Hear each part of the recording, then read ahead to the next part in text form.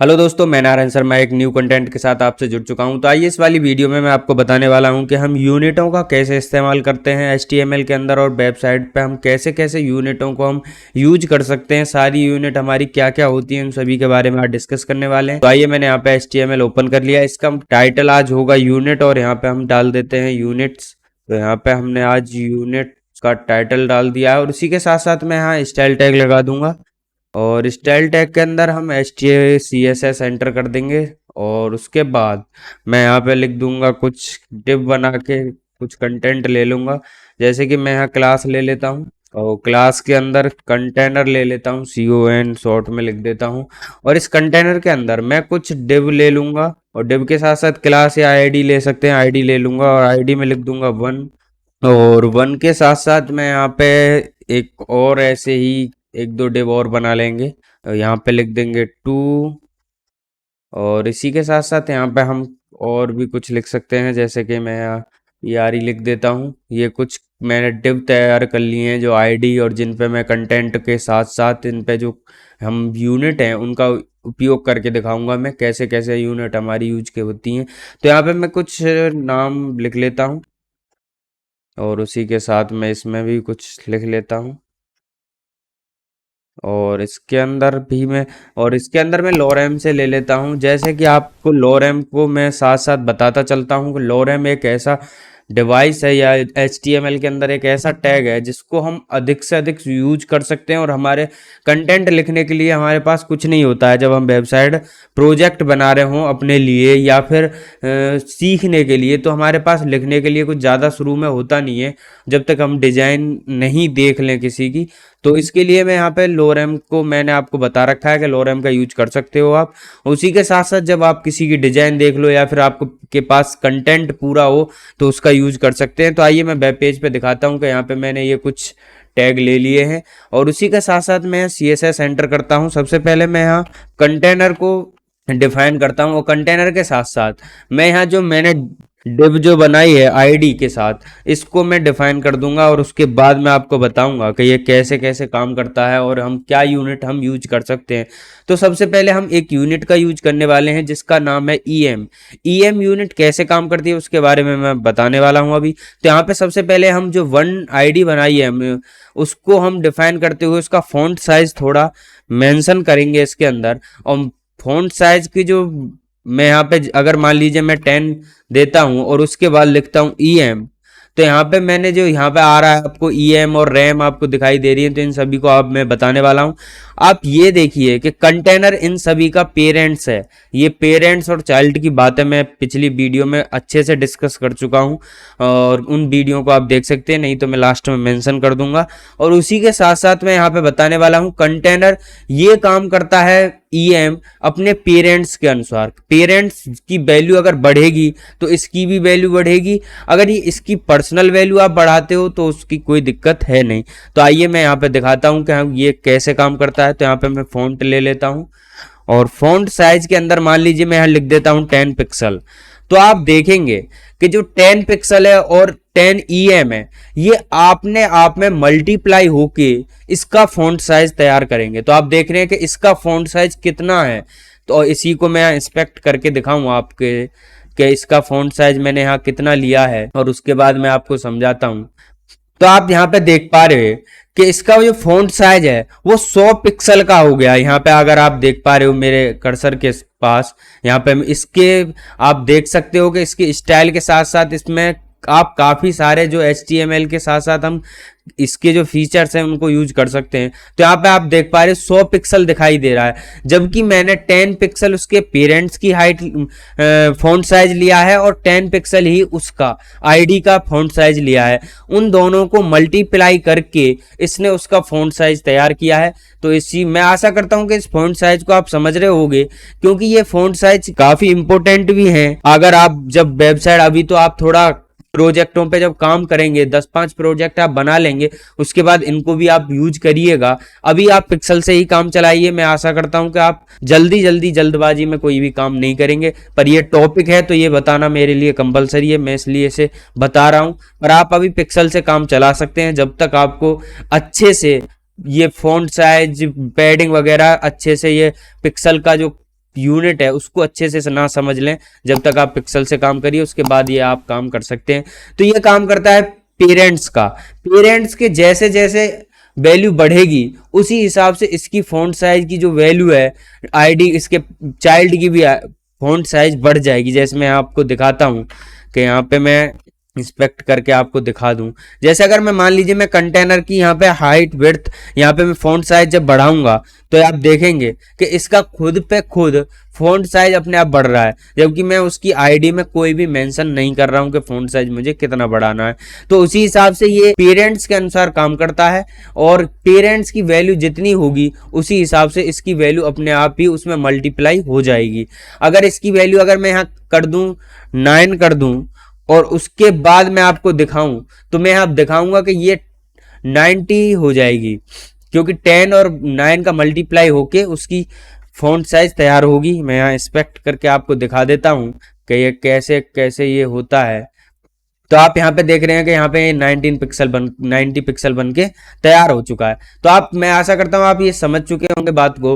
और इसका जो है, इसकी अगर हम पैडिंग देना चाहें, अगर हम पैडिंग मार्जिन देना चाहें तो उसको भी मैं आपको समझा देता हूँ। अगर मैं यहाँ पैडिंग दूंगा, ईएम जो यूनिट है उसके बारे में मैं अभी बता रहा हूँ। अगर मैं यहाँ लेफ्ट की जो पैडिंग है उसको देना चाहता हूँ और इसके अंदर मैं लिख देता हूँ 10 EM, तो आप देखेंगे कि जो 10 EM मैंने यहाँ पे लिखा है इसकी जो पैडिंग है वो साइड में आ चुकी है लेफ्ट। और उसको मैं इंस्पेक्ट करके आपको दिखाऊं कि वो क्या, आप यहाँ पे थोड़ा सा आप कंफ्यूज होंगे, उसके लिए मैं यहाँ पे समझा दूंगा कि वो कैसे कैसे काम करता है।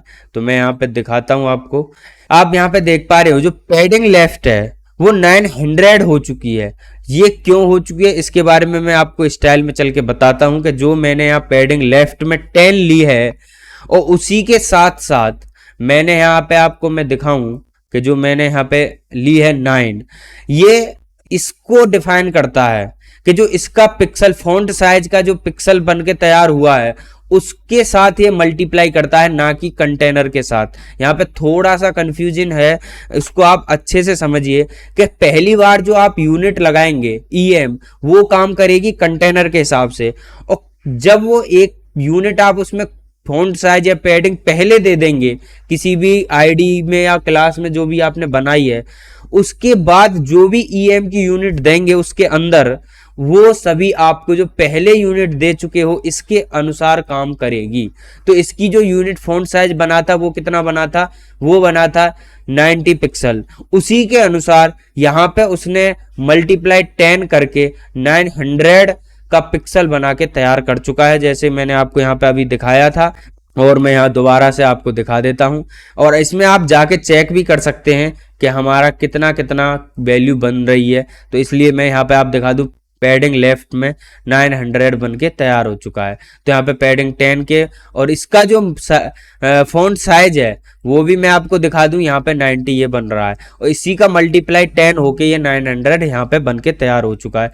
तो मैं आशा करता हूँ आप समझे होंगे इस बात को, और अगर आप थोड़े से भी कंफ्यूजिंग हैं तो उसको दोबारा से एक बार देख लीजिएगा, जिससे कि आपका कंफ्यूजिंग पक्का से पक्का आपका दूर हो जाएगा। उसी के साथ साथ मैं आपको बताता हूं कि रैम कैसे काम करता है।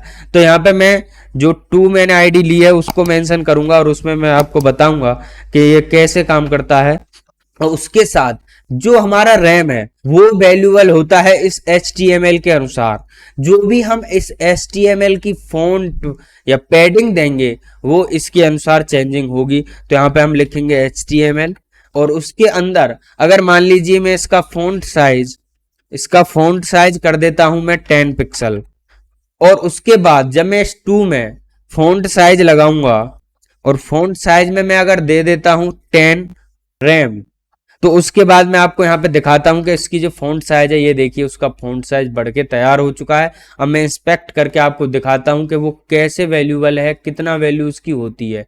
तो यहाँ पे मैंने देखा कि यहाँ फॉन्ट साइज हमने 10 दिया है और HTML के अंदर 10 ही हमने फॉन्ट साइज उसका पिक्सल में दिया है। तो आइए मैं यहाँ दिखाता हूं कि जो फॉन्ट साइज बन के तैयार हुआ है वो हुआ है 100 पिक्सल, मतलब दोनों का मल्टीप्लाई हो चुका है। तो यहाँ पे मल्टीप्लाई तो हो चुका है पर उसके बाद जो जरूरी कंडीशन है इसकी वो है कि जो HTML है उसका हम अगर इसके बाद हम पैडिंग देंगे तो पैडिंग भी इस HTML के अनुसार ही मेंशन होगी। जैसे कि मैं यहाँ पैडिंग दे देता हूँ और पैडिंग दे देता हूँ, टॉप से दे दूं या फिर मैं यहाँ टॉप से दे देता हूँ, जैसे 2 रैम दे देता हूँ। और उसके बाद मैं आपको दिखाता हूँ ये 2 रैम पैडिंग आ गई है इसमें। और मैं यहाँ दिखाता हूँ कि ये कैसे कैसे काम कर रहा है। यहाँ पे तो आप देख पा रहे होंगे कि जब मैंने पैडिंग दी है तो यहाँ पे 20 पिक्सल बन के तैयार हो चुकी है, क्योंकि 10 पिक्सल हमारा HTML है, हमने दे रखी है। और उसके बाद हमने जो भी पैडिंग दी है टॉप से वो 2 पिक्सल की दी है, तो इसलिए वो वहां से उठ के उसका मल्टीप्लाई 2 में हो चुका है और वो पैडिंग 20 पिक्सल की हो चुकी है। तो इसी अनुसार मैं आपको बताऊंगा कि यहाँ पे जो पहली वैल्यू जो कुछ भी देते हैं उसी के अनुसार हमारा ये जो रैम है वो काम करता है, पर जो EM है वो हमारा काम करता है पहली बार तो करता है कंटेनर पेरेंट्स के अनुसार। उसके बाद जो भी हम वैल्यू लेंगे दोबारा पैडिंग मार्जिन देंगे तो वो काम करेगा जो हमने पहले यूज कर लिया है उसके अनुसार। तो मैं आशा करता हूं कि इस बात को आप समझे होंगे। और उसी के साथ साथ मैं आपको एक इम्पोर्टेंट भी और जरूरी भी और जो जिसे आप बहुत ही यूज में आपको दिक्कत आती है, पहले मैंने भी आपको दिखाया था वेब पेज पे उसको सेट करके, क्योंकि जब तक मैंने ये इस यूनिट का आपको क्लास नहीं बताई थी इसलिए मैं भी सेट कर रहा था। तो इसलिए आइए मैं इसको बताता हूं कि अगर मैं कंटेनर के अंदर बॉर्डर दे देता हूं और बॉर्डर दे देता हूं 2 पिक्सल का सॉलिड और ब्लू दे देता हूं, और उसके बाद मैं आपको दिखाऊंगा कि यहाँ पे एक बॉर्डर बन के तैयार हो चुका है। यहाँ मैंने 2 पिक्सल कर देता हूं। इसी के अब आप देख पा रहे होंगे कि यहाँ पे अपने आप ये मार्जिन और ये विड्थ इसने इसके अनुसार ले लिए। अगर हमको चाहिए कि पूरी वेब पेज पे हमारा एक बॉर्डर तैयार हो जाए, उसके लिए आप क्या करते हो, बार बार सेट करना पड़ता है। अगर मान लीजिए हम यहाँ पे जैसे ही मैं यहाँ लिखूंगा विड्थ और जैसे मैं हाइट लिखूंगा और हाइट को मैं यहाँ पे कर दूंगा 800 पिक्सल, तो आप देखेंगे कि यहाँ पे इतना सा ही हुआ है। अब आप सोचेंगे कि दोबारा से इसको और बढ़ाते हैं, आपको बढ़ाना नहीं है, बस एक यूनिट लगानी है। 100 लिख के आपको लगाना BH लगा देना है। आप देखेंगे कि पूरी जो वेबसाइट है उस पे एक बॉर्डर बन के तैयार हो चुका है। ये देखिए, आपको नहीं एक भी बार सेट करना पड़ेगा ना भी कुछ करना पड़ेगा, एकदम एक्यूरेट बॉर्डर बन के तैयार हो चुका है वो मेरी पूरी बॉडी पे। इसी हिसाब से जब हम विड्थ सेट करते हैं तो विड्थ के लिए हम लगाते हैं 100 VW, ये विड्थ का है। इसके लिए विड्थ पूरी फिक्स होके तैयार हो चुकी है पूरे बॉडी के अंदर। ये देखिए पूरी बॉडी पे अपने आप ही एक्यूरेट बन के तैयार हो चुकी है हाइट विड्थ।